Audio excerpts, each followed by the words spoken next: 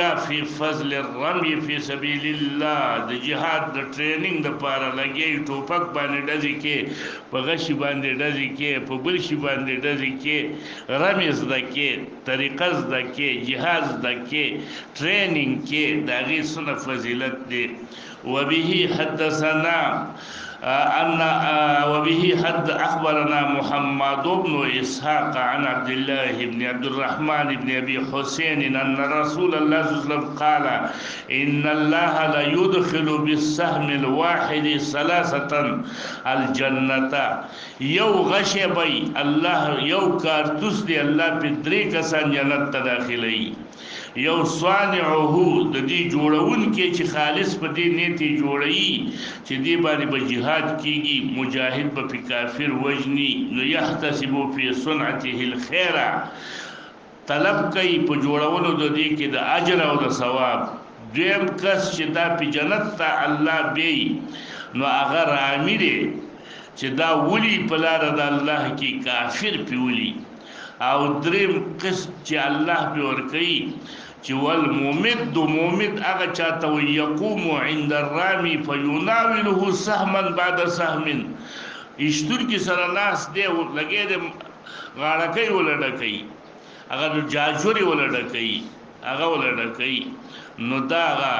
ممد دی وقال ارمو وركبوه رسول الله صلی الله علیه وسلم وی ولې دا غشي یعنی تاسو ټریننګ کوي او ورکبو پریاسونو سوریږي په دې ټریننګ کوي یعنی تمرین کوي په فرض سره پرم سره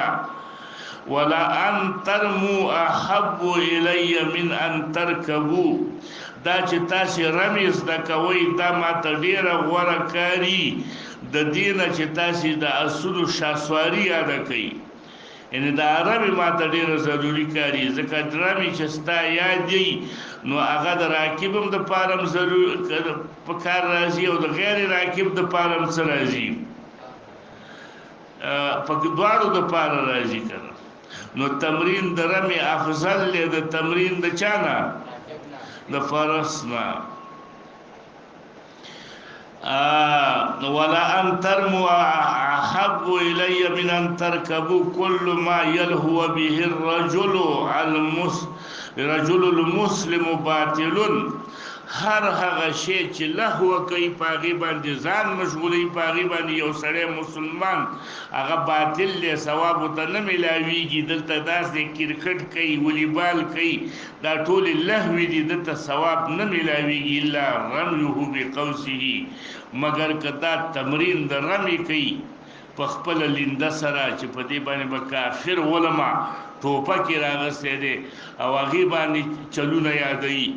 توپ چل یادای نور یادای نو دې ته په اجر ملاويږي وتعذيبه فرسه وملاعبته اهله او بل څه شه دي تعذيب د فرس چې دی دا داسې لهو ده چې دا استلګي تعذيب ورکه د منډي د طریقې نو دی باندې تا تاجر ملاويږي